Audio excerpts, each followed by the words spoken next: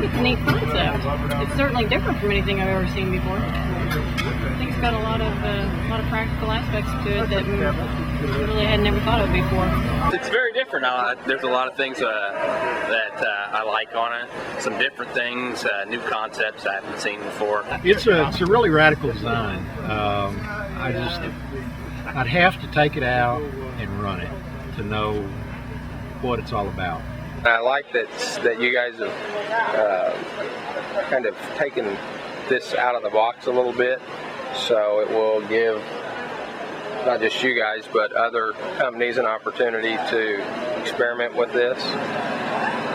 Somebody's got to do it. Somebody's got to take this out of the box. Our biggest goal is to keep our medics safe, because if our medics aren't safe, then we can't keep the patients safe. I think people need to try their best to establish stable patient as quickly as they can. Obviously that makes sense with what we do, but also for transport sake. Any opportunity that you have to wear your seatbelt in the back of a moving ambulance, I think is definitely justified and definitely warranted.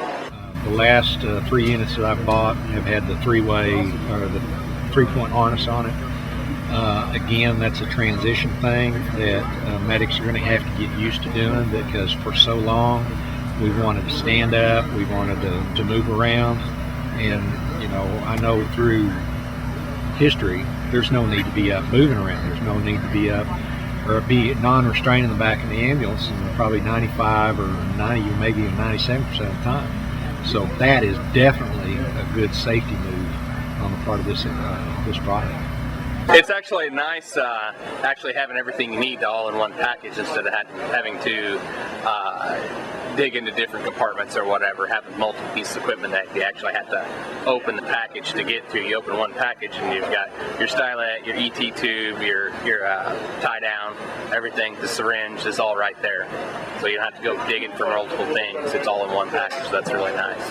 I like the pediatric air splints. I like the fact that they're a lot more comfortable on a pediatric patient as opposed to using some of the old style restraints such as a CAD or things like that.